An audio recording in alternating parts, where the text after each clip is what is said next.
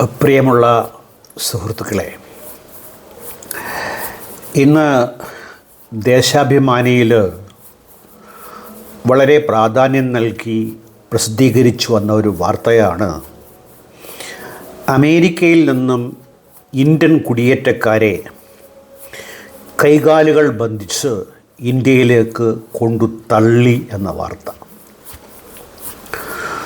അതിക്രമിച്ച് ഒരു സ്ഥലത്ത് കയറുന്നവരെ മര്യാദയുടെയും സ്നേഹത്തിൻ്റെയും ഭാഷയിൽ തന്നെ പെരുമാറേണ്ടതാണ് മാനവികതയിൽ ഊന്നിയുള്ള സംസ്കാരത്തിൻ്റെയും പ്രവർത്തനത്തിൻ്റെയും അടിസ്ഥാനം. പക്ഷേ ഇതൊക്കെ നന്നായി പ്രസംഗിക്കാൻ പറ്റിയ കാര്യമാണ്. ഞാനും ഇത് കേൾക്കുന്ന നിങ്ങളും താമസിക്കുന്ന വീട് എത്ര സ്ക്വയർ ഫീറ്റ് വരും? ഒരു ശരാശരി മനുഷ്യന് എത്ര സ്ക്വയർ ഫീറ്റ് സ്ഥലം വേണ്ടി വരും സുരക്ഷിതമായി ജീവിക്കാനായിട്ട്?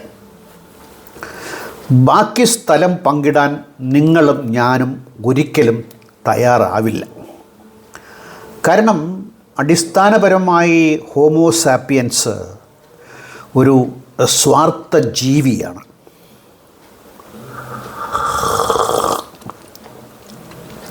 ആ സ്വാർത്ഥ ജീവിയിൽ നിന്ന് സ്നേഹം, സാഹോദര്യം, അനുകമ്പ, പിന്നീട് സഹകരണം, ഇതൊക്കെ ഉണ്ടാക്കിയെടുക്കേണ്ട മൂല്യങ്ങളാണ്, സ്വഭാവങ്ങളാണ്. അതിൽ ഒരു പരിധിയൊക്കെ നമ്മൾ വിജയിച്ചു നിൽക്കുന്ന ഒരു ഘട്ടത്തിലാണ് ജീവിക്കുന്നത്. ഇപ്പം ഇന്നത്തെ ദേശാഭിമാനി വാർത്തയിൽ അമേരിക്ക ഇന്ത്യയിലേക്ക് കൊണ്ടു തള്ളിയ ആളുകളുടെ കൈകാലുകൾ ബന്ധിച്ചിരുന്നു എന്നാണ് പറയുന്നത്. കൈകാലുകൾ ബന്ധിക്കപ്പെട്ട് കൊണ്ടു തള്ളി. ഇതിൽ രണ്ട് പ്രക്രിയ അരങ്ങേറിയിട്ടുണ്ട്. ഒന്ന്, ആ രാജ്യത്തിലേക്ക് അനധികൃതമായി കുടിയേറിയ ആളുകളെ അവിടെ നിന്നും പുറത്താക്കുക എന്നുള്ള മൗലികമായ ഒരു നടപടി. പക്ഷേ അങ്ങനെ പുറത്താക്കുമ്പോൾ അവർക്ക് മാന്യത നൽകിക്കൊണ്ട് തന്നെ കൈകാലുകളൊക്കെ ബന്ധിക്കാതെ തന്നെ കൊണ്ട് ഇവിടെ ആക്കാൻ സാധിക്കും. ഇതിൽ ആരാണ് കുറ്റക്കാർ? ആരെ കുറ്റപ്പെടുത്തണം എന്നാലോചിക്കുമ്പോൾ ആരെയൊക്കെ കുറ്റപ്പെടുത്താതിരിക്കണം എന്നുകൂടി ആലോചിക്കണമല്ലോ. ഇന്ത്യൻ സർക്കാരിനെയും അവിടെ അനധികൃതമായി കുടിയേറിയ ആളുകളെയും, ഈ രണ്ട് കക്ഷികളെയും നമ്മൾ യഥാർത്ഥത്തിൽ പരിഗണിക്കാതെ അവരുടെ ആ ചെയ്തികളെ വിശകലനം ചെയ്യുന്നതിൽ അർത്ഥമില്ല എന്നാണ് ഞാൻ കരുതുന്നത്.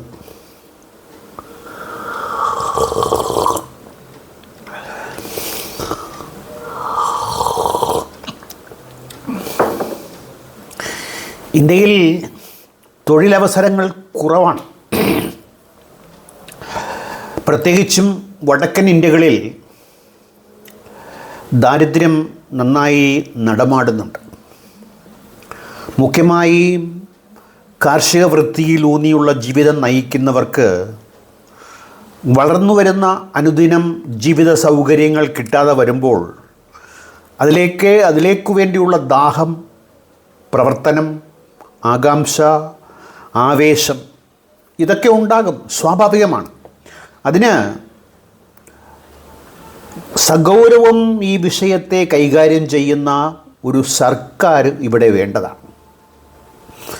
അതിൻ്റെ അപര്യാപ്തതയാണ് വാസ്തവത്തിൽ ഈ കുടിയേറ്റത്തിന് നിദാനമായി വർത്തിക്കുന്നത്.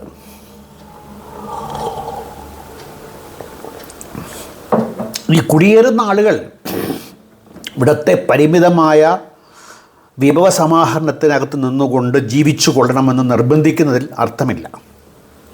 വ്യത്യസ്തമായ സാഹചര്യങ്ങളിൽ ചെന്ന് പണിയെടുക്കാൻ തയ്യാറുള്ളവർക്ക് പോകാനുള്ള സൗകര്യങ്ങൾ ഒരുക്കി കൊടുക്കുകയും അങ്ങനെയുള്ള രാജ്യങ്ങളെ കണ്ടെത്തുകയും ഒക്കെ ചെയ്തുകൊണ്ടിരിക്കുന്നു. ചെയ്യുന്നതിൽ അപര്യാപ്തതയുമുണ്ട്. ഈ പോകുന്ന ആളുകൾ അപ്പോൾ ഇന്ത്യ വികസിക്കുന്ന ഒരു രാജ്യമാണ് എന്നാണ് അവകാശപ്പെടുന്നത്. എന്താണ് ഈ വികസിക്കുന്ന രാജ്യം എന്ന് ചോദിച്ചാൽ, എൻ്റെ അഭിപ്രായത്തിൽ വികസിക്കുക തന്നെ, ലോകമാസകലം വികസിക്കുമ്പോൾ ഇന്ത്യയും വികസിക്കുന്നുണ്ട്. എൻ്റെ ചെറുപ്പകാലത്ത് കൃത്യമായി പറയുകയാണെങ്കിൽ ഒരു 1968 കാലഘട്ടത്തിൽ ഞാൻ 4ാം ക്ലാസ്സോ 5ാം ക്ലാസ്സോ 6ാം ക്ലാസ്സോ 7ാം ക്ലാസ്സോ പഠിക്കുമ്പോൾ ഞാൻ ലക്ഷറിയായി കണ്ടിരുന്നത് ഒരു ടിൻ പോൺസ് പൗഡറാണ്. എൻ്റെ വാപ്പയോട് നിരന്തരം ഞാൻ ആവശ്യപ്പെട്ടത്, എനിക്ക് സ്കൂളിൽ പോകുമ്പോൾ മുഖത്ത് പുരട്ടാനായിട്ട് ഒരു ടിൻ പൗഡർ, പോൺസ് പൗഡർ അല്ലെങ്കിൽ കുട്ടിക്കൂറ പൗഡർ വാങ്ങിച്ചു തരിക. എൻ്റെ വാപ്പയ്ക്ക് അത് സാധിച്ചിട്ടില്ല. അദ്ദേഹം പത്രക്കച്ചവടക്കാരനായിരുന്നു. ചിന്നക്കട, കൊല്ലം ചാമക്കടയിൽ. കടപൂട്ടി വീട്ടിൽ വരുമ്പോൾ ഒരു കപ്പപ്പഴം സ്ഥിരമായി അങ്ങേര് എനിക്ക് വാങ്ങിച്ചു തരും. അത് വെറുതെ അങ്ങ് വാങ്ങിച്ചു തരികയല്ല, വളരെയധികം നിർബന്ധം ചെലുത്തിയിട്ട്. ഒരു കപ്പപ്പഴത്തിൻ്റെ അന്നത്തെ വില 10 പൈസയാണ്. 1 കിലോ ശർക്കരയുടെ വില 80 പൈസയാണ്. 100 ഗ്രാം ശർക്കര 8 പൈസയ്ക്ക് കിട്ടും. റേഷൻ ഗോതമ്പ് വാങ്ങിച്ചിട്ട് അത് മണ്ണെണ്ണ സ്റ്റൗ ഒഴിച്ചുള്ള അടുപ്പിൽ വെച്ച് വറുത്തെടുത്ത് അമ്മിയിലിട്ടിടിച്ച് ഉരലിലിട്ടിടിച്ച് തേങ്ങ ഉണ്ടെങ്കിൽ ഉണ്ട്, ഇല്ലെങ്കിൽ ഈ 8 പൈസയ്ക്ക് വാങ്ങിച്ച ശർക്കരയും ചേർത്ത് കുഴച്ച് തിന്നുക എന്നുള്ളതാണ് അന്നത്തെ എൻ്റെയൊക്കെ വലിയ ലക്ഷറി. ഇറച്ചി ഒക്കെ എന്നൊക്കെ പറഞ്ഞ് മത്തി വാങ്ങിക്കുന്നത് തന്നെ ആഴ്ചയിൽ 1-2 ദിവസം, അതൊക്കെ ഉത്സവത്തിൻ്റെ പ്രതീതികളായിരുന്ന ഒരു കാലഘട്ടമാണ്. അപ്പം ഞാൻ പറഞ്ഞു വരുന്നത്, ലോകമാസകലം മാറി, രാജ്യങ്ങളൊക്കെ വികസിച്ചു. ഇന്ത്യക്ക് ഒറ്റപ്പെട്ട് തുരുത്തായി നിൽക്കാൻ ഇന്ത്യയും തൻ്റേതായ മാർഗത്തിൽ കൂടി വികസിച്ചിട്ടുണ്ട്. ഇന്നത്തെ ജീവിതം 65, 66, 67 കാലഘട്ടത്തിലെ ബാല്യനായിരുന്ന എൻ്റെ ജീവിതവും 67ാമത്തെ വയസ്സിൽ വാർദ്ധക്യത്തിൽ ജീവിക്കുമ്പോൾ എൻ്റെ ജീവിത സൗകര്യങ്ങളും മറ്റുമൊക്കെ ഇന്നത്തെ ഒരു കണക്കെടുത്ത് നോക്കാം. ഇന്ന് ഞാൻ ഡോക്ടറെ കാണാനായിട്ട് കൊല്ലത്തേക്ക് കാറിൽ പോയി, പെട്രോൾ ചെലവ്,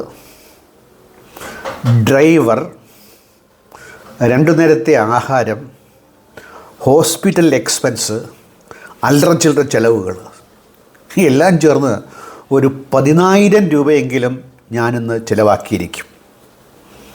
ഇതിനെ ഞാൻ എൻ്റെ 4ാം ക്ലാസ് വിദ്യാഭ്യാസ കാലഘട്ടത്തിൽ 8 പൈസയ്ക്ക് വേണ്ടി ഉമ്മയോട് തർക്കിക്കുന്നതുമായി താരതമ്യം ചെയ്ത് നോക്കുകയാണ്.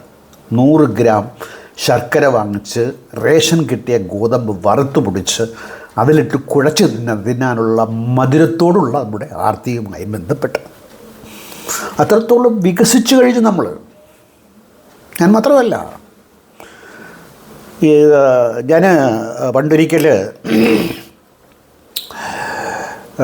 പണ്ടൊരിക്കൽ എന്ന് പറയുമ്പോൾ കൃത്യമായി പറയുകയാണെങ്കിൽ ഒരു 25-30 വർഷങ്ങൾക്ക് മുമ്പ് മദ്രാശയിലേക്ക് പോവുകയാണ്.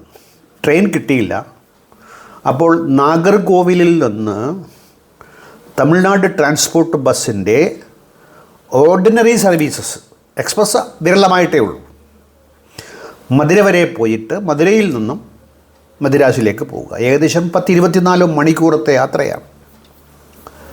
ഞാനും എൻ്റെ ഒരു സുഹൃത്തും കൂടി ഒരു ബസ്സിൽ കയറി യാത്ര ചെയ്തപ്പോൾ തമിഴ്നാട്ടിലെ എൻ്റെ ഓർമ്മ ശരിയാണെങ്കിൽ തിരുനെൽവേലി ജില്ലയിൽ ഒരു കുഗ്രാമത്തിൽ ഒരു സൈക്കിളിൽ സഞ്ചരിച്ച 3 ബാലന്മാരുടെ പുറത്ത് ഞാൻ സഞ്ചരിച്ച ഈ ബസ് കയറി ഇറങ്ങി. അവർ അവിടെ അടിപെട്ട് കിടക്കുകയാണ്. നല്ല കത്തിയാളുന്ന ചൂടാണ്.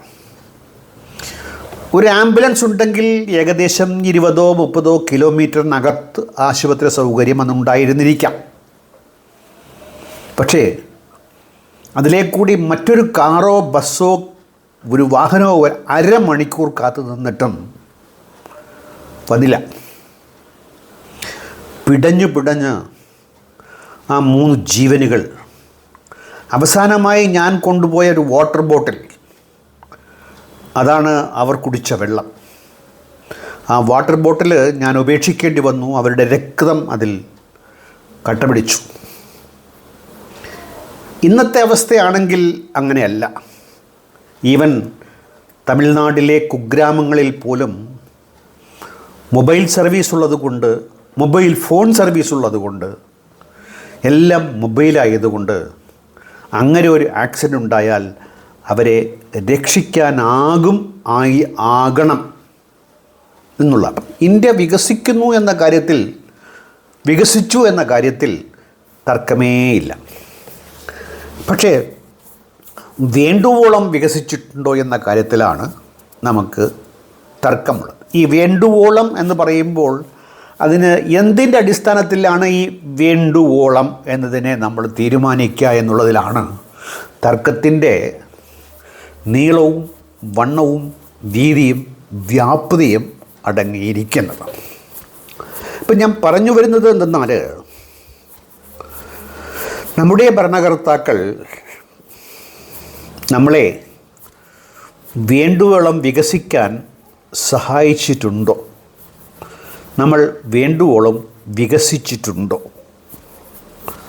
ഈ പത്രവാർത്തയുമായി ബന്ധപ്പെടുത്തി നോക്കുകയാണെങ്കിൽ നമ്മുടെ വളർച്ചയുടെ മുരടിപ്പ്, അല്ലെങ്കിൽ വേണ്ടത്ര വളർച്ചയില്ലായ്മ, അതെങ്ങനെ പരിഹരിക്കാനാകും എന്നുള്ളത് ഇന്നത്തെ നിലനിൽക്കുന്ന രാഷ്ട്രീയ സാഹചര്യം വെച്ചുകൊണ്ട് വിശകലനം ചെയ്യുമ്പോൾ ഒരു കടവിൽ അടുക്കാനുള്ള സാധ്യത വളരെ വളരെ കുറവാണ്. കാരണം ശക്തമായ ഒരു രാഷ്ട്രീയ നേതൃത്വത്തിൻ്റെ ഒരു അഭാവം നമ്മുടെ രാജ്യത്ത് സംസ്ഥാന തലത്തിലും കേന്ദ്ര തലത്തിലും, പ്രത്യേകിച്ച് കേന്ദ്ര തലത്തിൽ അധികമായി തന്നെ കാണപ്പെടുന്നുണ്ട്. യോഗ്യരായ ആളുകൾക്ക് നമ്മെ നയിക്കാൻ അവസരം കൊടുക്കാതിരിക്കാനായിട്ട് നമ്മൾ ഒരുപാട് ശ്രമിക്കാറുണ്ട്. ഇന്ത്യക്കാർ അത്തരത്തിൽപ്പെട്ട ആളുകളാണ്. ഇപ്പം പേരെടുത്ത് തന്നെ പറയാം, എൻ്റെ മണ്ഡലത്തിൽ പാർലമെൻറ്റിലേക്ക് വേണ്ടി 2 പേർ മത്സരിക്കുന്നു. ഒന്ന് നമ്മുടെ 56 ഇഞ്ച് പ്രധാനമന്ത്രി നരേന്ദ്രമോദിജി, 2 പ്രതിപക്ഷ നേതാവായ രാഹുൽ ഗാന്ധി. ഞാൻ അങ്ങനെ ഒരു അവസരത്തിൽ രാഹുൽ ഗാന്ധിക്ക് വേണ്ടി ഇറങ്ങി പ്രവർത്തിച്ച്, ഞാൻ കോൺഗ്രസ്സുകാരനല്ല, മാർക്സിസ്റ്റ് അനുഭാവി ആയിരുന്നു. ഇടതുപക്ഷത്തിന് മാത്രമേ വോട്ട് ചെയ്യാറുള്ളൂ. കോൺഗ്രസും എൻ്റെ അഭിപ്രായത്തിൽ ഇടതുപക്ഷമാണ്. അപ്പം ഞാൻ ഇന്നത്തെ കേന്ദ്ര ഭരണകക്ഷിയായ BJPക്ക് വോട്ട് ചെയ്യില്ല. പല കാരണങ്ങൾ അതിലടങ്ങിയിട്ടുണ്ട്. അങ്ങനെ നോക്കുമ്പോൾ ഇന്ത്യയുടെ ഇന്നത്തെ വികസിത രൂപം എത്രത്തോളം മുന്നോട്ട് പോകാൻ നമ്മുടെ ജനത അവർക്ക് കഴിയാവുന്ന രീതിയിൽ അവരുടെ സംഭാവന നൽകുന്നുണ്ടോ എന്ന് ചോദിച്ചാൽ, ആ ചോദ്യം തിരിഞ്ഞുകൊത്തുന്ന അവസ്ഥയിലാണ് ഇന്ന് നിൽക്കുന്നത്. അർഹിക്കുന്നതേ നമുക്ക് നേടാനൊക്കൂ. നാം അർഹിക്കുന്നത് നമ്മൾ നേടുന്നു. പക്ഷേ ടീമിനകത്ത് ശരാശരിയേക്കാൾ മികച്ച ആളുകളുണ്ട്. അങ്ങനെ തന്നെ ഞാൻ കരുതുന്നു. നിങ്ങളെന്നെ കുറ്റം പറഞ്ഞാലും വേണ്ടില്ല. അങ്ങനെ ശരാശരിയേക്കാൾ മികച്ച ആളുകൾ ഈ ശരാശരിയുടെ ശാപം പേറിക്കൊണ്ട് തന്നെ ജീവിക്കേണ്ട ഒരു ജനാധിപത്യ ക്രമമാണ് ഇന്ന് നമുക്കറിയാവുന്നത്. മറിച്ചൊരു ക്രമം മനുഷ്യരാശി മനസ്സിലാക്കിയിട്ടില്ല. മറ്റൊരുപാട് ക്രമങ്ങളുണ്ട്, അതൊക്കെ നമ്മൾ നടത്തി പരാജയപ്പെട്ട് അട്ടത്ത് വെച്ചതാണ്. അതുകൊണ്ട് ഇന്ത്യൻ വോട്ടർമാർ അടിസ്ഥാനപരമായി ചെയ്യേണ്ട കാര്യം രാഷ്ട്രീയ സാക്ഷരത നേടുക എന്നുള്ളതാണ്. ഇപ്പം കേരളത്തെ സംബന്ധിച്ചിടത്തോളം പല പോരായ്മകളുണ്ടെങ്കിലും ജാതി, മത, വർഗീയ, രാഷ്ട്രീയ ചേരിതിരിവുകളുണ്ടെങ്കിലും ഒരു പരിധിക്കൊക്കെ തമിഴ്നാട്, കർണാടക തുടങ്ങിയ രാജ്യങ്ങളോടൊപ്പം, സംസ്ഥാനങ്ങളോടൊപ്പം അവരെക്കാൾ മുമ്പിൽ നമ്മളുണ്ട് എന്നാണ് എൻ്റെ ഒരു കണക്കുകൂട്ടൽ. എൻ്റെ മാത്രം കണക്കുകൂട്ടലാണ്. പക്ഷേ ഒരു മാനിലത്തിലെയും, അതായത് ഒരു സംസ്ഥാനത്തെയും രാഷ്ട്രീയ പ്രവർത്തകർ മോശക്കാരല്ല. നിങ്ങൾ നോക്കൂ, തമിഴ്നാട്ടിലിപ്പം രാഷ്ട്രീയം കൈകാര്യം ചെയ്യുന്നത് യുവാക്കളാണ്, അറിവുള്ളവരാണ്, പ്രാഗൽഭ്യം തെളിയിച്ചവരാണ്. സിനിമാ മേഖലയിൽ, വ്യവസായ മേഖലയിൽ, രാഷ്ട്രീയത്തിൽ ഒക്കെ പ്രാഗൽഭ്യം തെളിയിച്ച ആളുകളാണ് തമിഴ്നാട് രാഷ്ട്രീയത്തിൽ നിന്ന് മത്സര രംഗത്തുള്ളത്. അറിവും വിവേകവും പ്രായോഗിക ബുദ്ധിയും അങ്ങേയറ്റമുള്ളവരാണ്. ഇനി നടക്കാൻ പോകുന്ന അവിടുത്തെ തിരഞ്ഞെടുപ്പിൽ സമൂലമായ ഒരു മാറ്റം ഇവർക്ക് കൊണ്ടുവരാൻ ഒക്കുമോ? ഒരു രാഷ്ട്രീയ വിദ്യാർത്ഥി എന്ന നിലയ്ക്ക് അങ്ങേയറ്റം ആകാംക്ഷയോട് ഞാൻ നോക്കിക്കാണുന്ന ഒരു വസ്തുതയാണ്. സൂചനകൾ ശുഭസൂചനകളല്ല, അത് പറയാതിരിക്കാനാവില്ല. കേരളത്തിലും അതുപോലെ തന്നെയാണ്. ഒരടി മുന്നോട്ട് പോകുമ്പോൾ അരയടി പിന്നോട്ട് ചലിപ്പിക്കാനുള്ള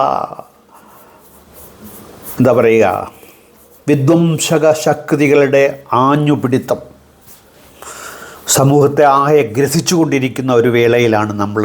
എങ്കിലും നമ്മൾ ബാക്കി പത്രം നോക്കുമ്പോൾ അരയടി മുന്നോട്ട് തന്നെയാണ് എന്നുള്ളത് ആശയ്ക്ക് വക നൽകുന്നുണ്ട്. നിങ്ങൾ നോക്കൂ, മഹാകുംഭമേളയെ എത്രത്തോളം നമ്മുടെ കേന്ദ്ര സർക്കാർ പ്രോത്സാഹിപ്പിച്ചു, ശബരിമലയെ എത്രത്തോളം കേരള സർക്കാർ പ്രോത്സാഹിപ്പിക്കും. നിരീശ്വരവാദികളുടെ പാർട്ടിയായ കമ്മ്യൂണിസ്റ്റ് പാർട്ടി ഭരിക്കുന്ന കേരളത്തിലെ ഇടതുപക്ഷ ജനാധിപത്യ മുന്നണി ശബരിമല സീസൺ ഉണ്ടായിക്കഴിഞ്ഞാൽ അതിനെ കൈകാര്യം ചെയ്യുന്ന രീതികൾ,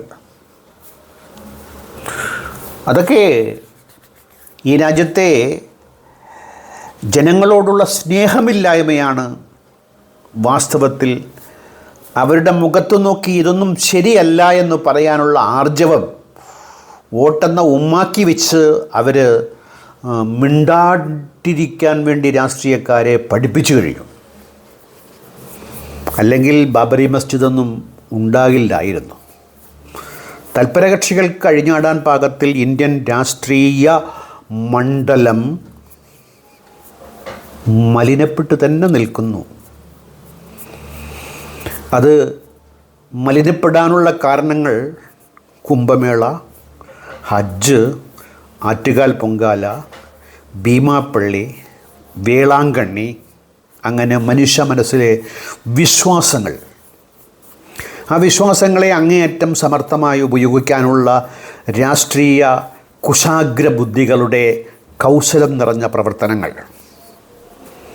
ഞാൻ ഒരു MBA, MLA, ഒരു കൗൺസിലറെ വളരെയധികം ആദരവോട് നോക്കിക്കാണുന്ന ആളാണ്. കാരണം അവർ എന്നെക്കാളൊക്കെ ഭയങ്കര കൗശലം കാണിക്കാൻ അങ്ങേയറ്റം കഴിവുള്ള ആളുകളാണ്.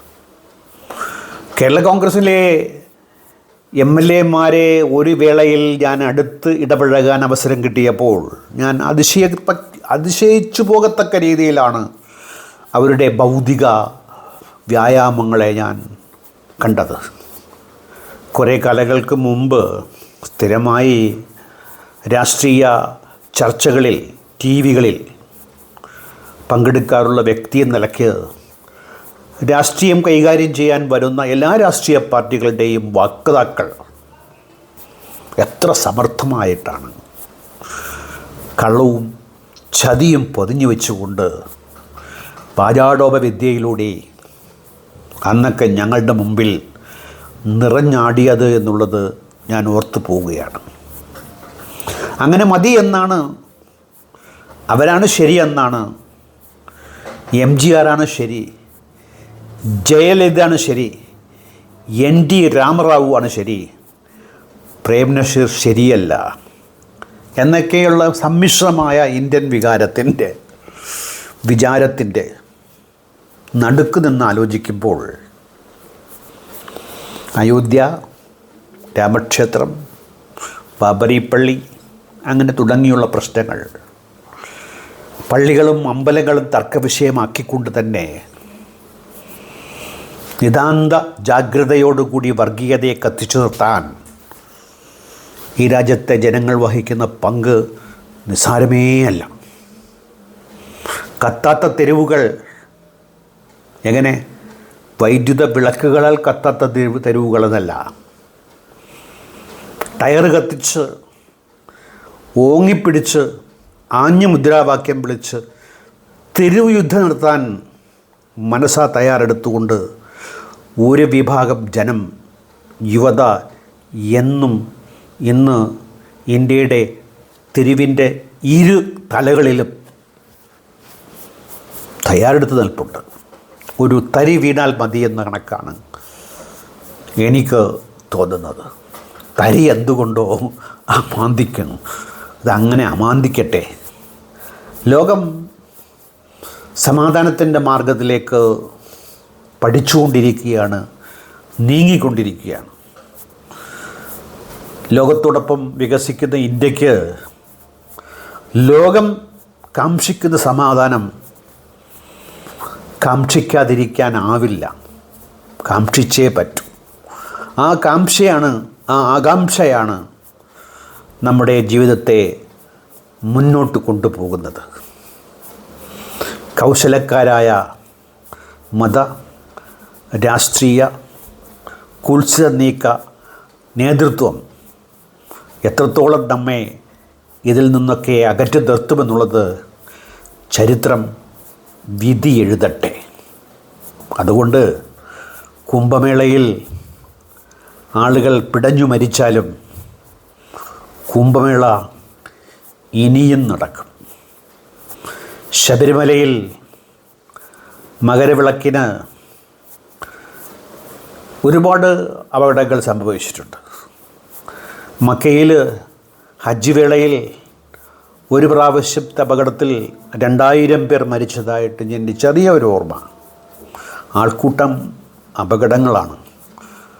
ഇത് അപകടമാണെന്നും ഇങ്ങനെ നിങ്ങൾ ഒത്തുകൂടരുത് എന്ന് പറയാനുള്ള ചങ്കൂറ്റവും ആർജവവും നമ്മുടെ രാഷ്ട്രീയ നേതൃത്വം കാണിക്കില്ല. കാരണം കുംഭമേളയിൽ ആളുകൾ മരിച്ചാലും കുംഭമേളകളിലാണ് അവിടെ അവരുടെ രാഷ്ട്രീയ മേളകൾ അരങ്ങ് തകർക്കാനുള്ളത്. എത്ര കാലം ഇങ്ങനെ മുന്നോട്ട് പോകുമെന്ന് നമുക്ക് ക്ഷമയോട് കാത്തിരിക്കാം. Thank you.